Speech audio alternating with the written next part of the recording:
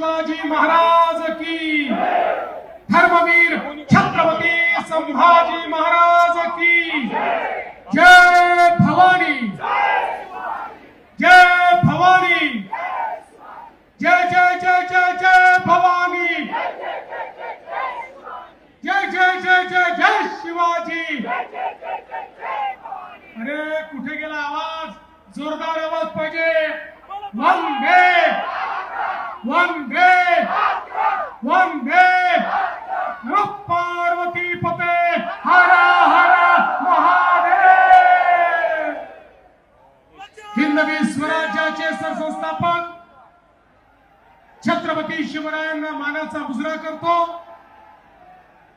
भारतीय राज्यघटनेचे शिल्पकार भारतरत्न डॉक्टर बाबासाहेब आंबेडकर यांना मानवंदना अर्पित करतो। आणि आज या तिरंगा यात्रेकरता या ठिकाणी उपस्थित असलेले छत्रपती शिवरायांचे मावळे, तुमची सगळ्यांची संख्या पाहिल्यानंतर मला असं वाटतंय अख्खी देवगिरीची सेना या रस्त्यावर क्रांती चौकात उतरलेली आहे।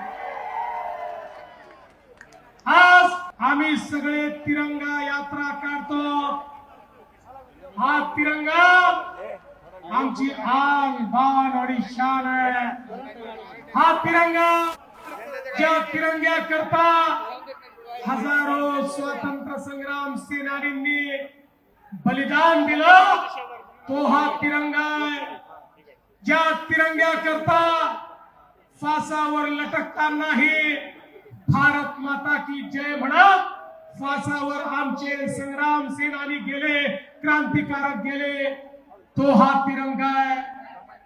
त्या ठिकाणी कारगिल मध्ये 22-23 वर्षीय कॅप्टन बत्रा हजारो फूट उंचीवर चढून पाकड्यांच्या गोळ्यांचा सामना करत चौकी जिंकून त्या ठिकाणी लावतो, तो हा तिरंगा आहे।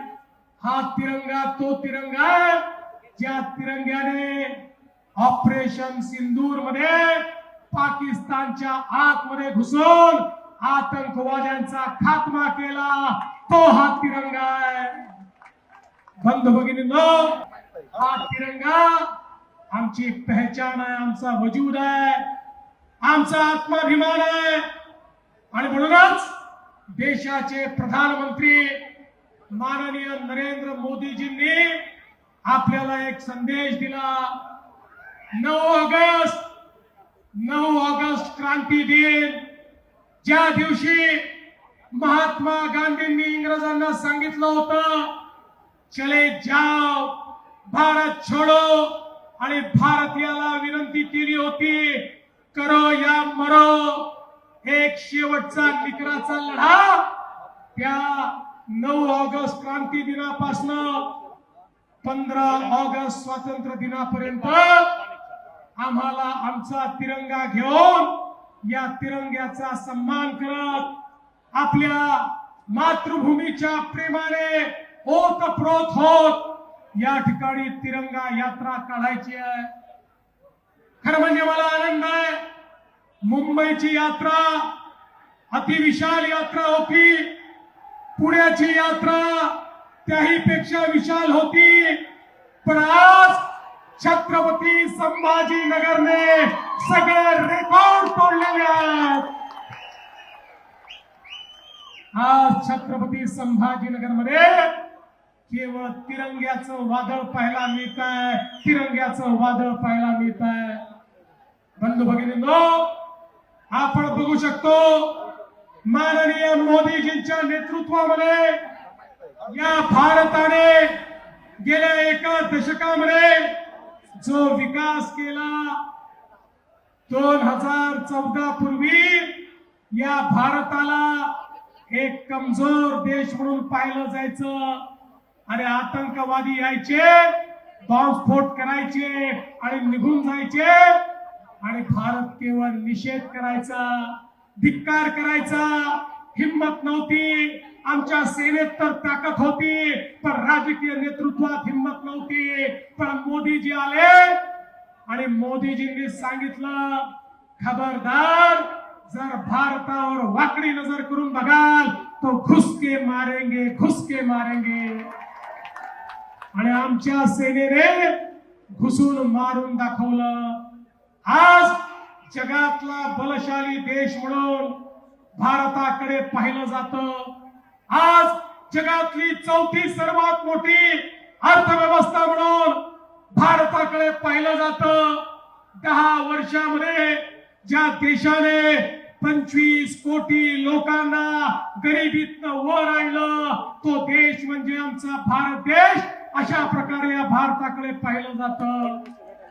मोदीजींच्या नेतृत्वामध्ये चंद्राच्या दक्षिण ध्रुवावर आपलं यान उतरवणारा जगातला पहिला देश माझा भारत देश झाला, याचा मला अभिमान आहे. जे अमेरिकेला जमलं नाही, जे जपानला जमलं नाही, ते भारताने करून दाखवलं. आणि म्हणून आज भारत प्रगती करतोय. आपला महाराष्ट्र प्रगती करतोय. 2013-14 साली ज्या महाराष्ट्राची अर्थव्यवस्था 12-13 लाख कोटीची होती, 10-12 वर्षामध्ये आपण ती अर्थव्यवस्था या ठिकाणी 50 लाख कोटी पर्यंत नेली. या महाराष्ट्रामध्ये एक मोठं परिवर्तन झालं.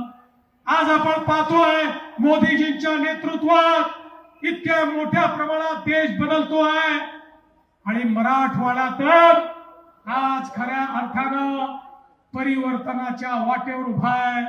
आमचा संकल्प आहे, मराठवाड्याच्या या पिढीने दुष्काळ पाहिला, पण मराठवाड्याच्या पुढच्या पिढीला दुष्काळ पाहू देणार नाही.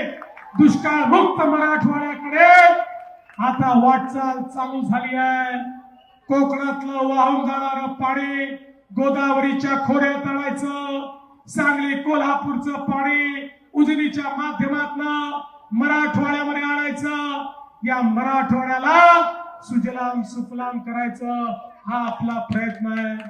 आज मोदीजींच्या नेतृत्वात भारताने आपली जागा जगातली सगळ्यात मोठी तिसरी स्टार्टअपची इकोसिस्टीम म्हणून तयार केली. आज भारतामध्ये स्टार्टअपच्या माध्यमातून आमची तरुणाई ज्या प्रकारे काम करते आहे, जगाच्या पाठीवर सर्वात जास्त अनुसंधान आणि इनोव्हेशन आमची तरुणाई या भारतामध्ये करते आहे. आमच्या तरुणाईच्या हाताला काम देण्याकरता ज्या प्रकारचं औद्योगिकरण, ज्या प्रकारचं इन्फ्रास्ट्रक्चर, रस्ते, ट्रेन, रेल्वे, उडानपूल, एअरपोर्ट आमच्या भारतामध्ये घडले आहेत, आमच्या महाराष्ट्रात घडले आहेत. आपण सगळेचे साक्षीदार आहात. पण आजचा दिवस हा सिंहावलोकन करण्याचा देखील आहे. भारतरत्न डॉक्टर बाबासाहेब आंबेडकरांनी जगातलं सर्वोत्तम संविधान हे या भारत देशाला दिलं. या संविधानाने प्रत्येकाला अधिकार दिला. प्रत्येकाचे मूलभूत अधिकार हे साबित राहिले पाहिजे. हे त्या ठिकाणी त्याला ते अधिकार मिळाले पाहिजे. ही व्यवस्था त्यांनी आपल्या करता केली. पण बंधू भगिनींनो, आजचा दिवस हा केवळ आपले अधिकार लक्षात ठेवण्याचा दिवस नाही आहे. त्याच वेळी भारतरत्न डॉक्टर बाबासाहेब आंबेडकरांनी प्रत्येक भारतीयाला त्याची मूलभूत कर्तव्य देखील सांगितली आहे. मूलभूत अधिकार वापरण्याचा अधिकार त्यालाच आहे जो आपली मूलभूत कर्तव्य देखील लक्षात ठेवेल. आणि ही मूलभूत कर्तव्य ही देखील लक्षात ठेवण्याचा आजचा दिवस आहे. एक उत्तम नागरिक आम्ही कसे बनू शकू, देशाच्या मुख्य प्रवाहात काम कसं करू शकू, देशाला योगदान कसं देऊ शकू, समाजाची ताकद आम्ही कशी बनवू शकू, याचाही विचार आजच्या दिवशी आपल्याला करायचा आहे. आणि मराठवाड्याकरता तर आपल्या सगळ्यांना माहिती आहे, 15 ऑगस्ट 1947 ला भारत स्वतंत्र झाला. पण मराठवाड्याला त्यानंतर 13 महिने झुंज द्यावी लागली. 17 सप्टेंबरला 1948 ला या ठिकाणी मराठवाडा मोकळा झाला. त्या निजामाच्या राजवटीतून हा मराठवाडा आमच्या स्वातंत्र्य सैनिकांनी मोकळा केला. त्यामुळे आता या मराठवाड्यालाही मोकळा श्वास घेता येतो. आणि म्हणून बंधू भगिनींनो, मी पुन्हा एकदा छत्रपती शिवरायांचं स्मरण करतो, तमाम स्वातंत्र्य संग्राम सेनानींचं स्मरण करतो, तमाम समाज सुधारकांचं स्मरण करतो आणि या ठिकाणी आपल्या सगळ्यांना विनंती करतो, आपण सगळे आज प्रतिज्ञा घेऊया. आमच्या जीवनामध्ये आमच्या स्वतः करता तर जगू, आमच्या परिवार करताही जगू, पण त्यासोबत समाजाकरता जगू, आमच्या राज्याकरता जगू आणि आमच्या देशाकरता जगू. आणि आवश्यकता पडली तर या देशाकरता मरायला देखील आम्ही तयार राहू. हा जर विचार आमच्या मनामध्ये असेल तर हा तिरंगा हाती घ्यायची आपली लायकी आहे. आणि म्हणून मी पुन्हा एकदा आपल्या सगळ्यांचे मनापासून आभार मानतो. आपण ही तिरंगा रॅली या ठिकाणी यशस्वी केली, त्याबद्दल आपल्या सर्वांना शुभेच्छा देतो. आणि जाता जाता आपल्या सर्वांना विनंती करतो, एकदा जोरदार माझ्यासोबत म्हणा, भारत माता की, भारत माता की, भारत माता की, वंदे वंदे.